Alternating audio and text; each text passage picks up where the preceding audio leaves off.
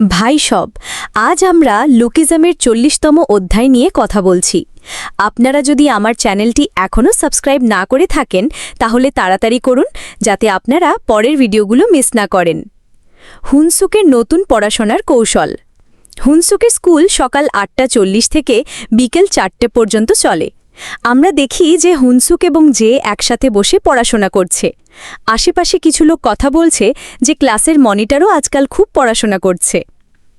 Monitor মনে মনে ভাবে যে হুনসুক তার দামি দামি লেকচারের ওপর নির্ভর করে নিজেকে স্মার্ট মনে করে, কিন্তু তাতে কোনো লাভ হবে না। হুনসুক মনে মনে বলে যে সে স্কুলে জেয়ের সাথে পড়ছে, যে ক্লাসে ফার্স্ট হয়, আর স্কুলের পর সে লাইব্রেরিতে ডিউকের কাছে শিখতে চেষ্টা করে। হুনসুক ডিউককে বলে যে তার কারণে ডিউকের পড়াশোনায় ক্ষতি হচ্ছে, কিন্তু ডিউক বলে যে তাকে পড়াতে পড়াতে সে নিজেও অনেক কিছু শিখতে পারছে। লাইব্রেরিতে মেয়েরা হুনসুকের প্রশংসা করে।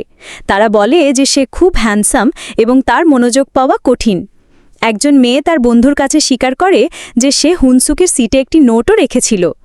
লোকে ডিউককে নিয়ে নানা রকম কথা বলে, যেমন লুজার বা সে শূকরের মতো দেখতে। হুনসুক মনে মনে ভাবে যে ডিউকের শরীর তার পুরনো শরীরের মতো।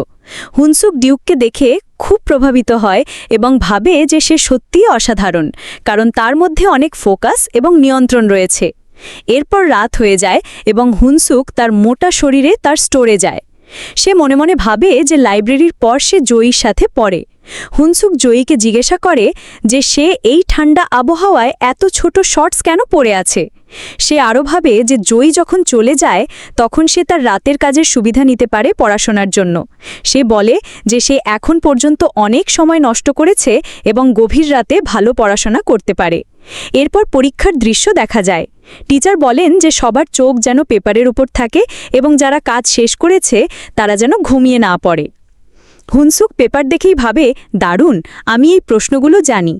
সে ভাবে যে এই প্রশ্নটা সে রাতে পড়েছিল। সে অবাক হয়ে ভাবে যে তার পরিশ্রম কাজে লাগছে এবং জীবনে প্রথমবারের মতো তার মনে পড়ছে যে সে যা পড়েছে তা তার কাজে আসছে। কিন্তু সে কিছু প্রশ্ন করতে পারে না এবং নিজেকে অপদার্থ মনে করে। এরপর হুনসুক তার বাড়িতে মোটা শরীরে ঘুম থেকে ওঠে এবং ভাবে যে সে হয়তো পরীক্ষার হলে ঘুমিয়ে পড়েছিল।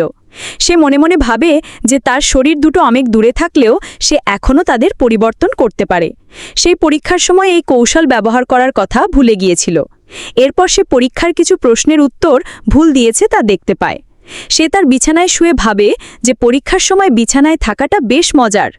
এরপর মোটা হুনসুক ঘুমিয়ে পড়ে এবং হ্যান্ডসাম হুনসুক জেগে ওঠে। সে ভাবে যে নিশ্চয়ই তার প্রধান শরীরে ঘুম চলে এসেছিল।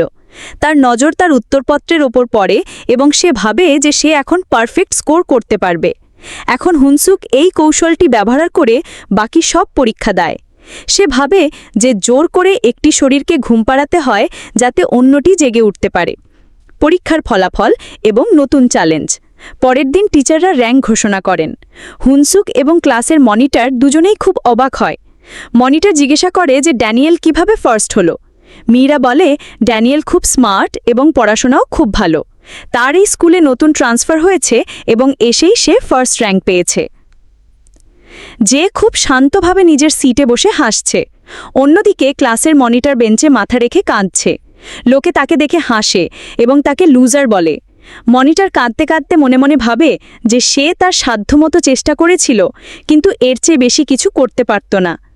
সে ভাবে যে তার সাথে এমন কেন হয়।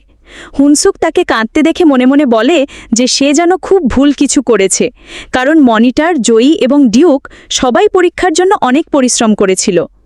জয়ী ড্যানিয়েলকে অভিনন্দন জানায়। ড্যানিয়েলের মা ফোনে তার ফার্স্ট র্যাঙ্কের কথা শুনে খুব খুশি হন এবং বলেন যে তার ছেলে খুব অসাধারণ। হুনসুক নিজেকে গর্বিত অনুভব করে না এবং ভাবে যে তাকে এমনজন দরকার যে তাকে পরিশ্রম করতে শেখাবে। এরপর ভাস্কোকে সকালে রানিং করতে দেখা যায়। সে দূরে মোটা হুনসুককেও জগিং করতে দেখে। হুনসুক মনে মনে ভাবে যে সবাই খুব পরিশ্রম করছে, তাই এখন থেকে সেও প্রতিদিন কাজের পর 30 মিনিট জগিং করবে। সে ভাবে যে তাকে নতুন জীবন শুরু করতে হবে। কিন্তু 10 সেকেন্ড পর মোটা হুনসুক এক জায়গায় দাঁড়িয়ে খুব জোরে জোরে হাঁপাচ্ছে। তার অবস্থা প্রায় মরে যাবার মতো। সে মনে মনে ভাবে যে তাকে এখনও অনেক দূর যেতে হবে এবং অনেক পরিশ্রম করতে হবে। এই ছিল লুকিজম চ্যাপ্টার 40-এর ব্যাখ্যা। আশা করি ভিডিওটি আপনাদের ভালো লেগেছে।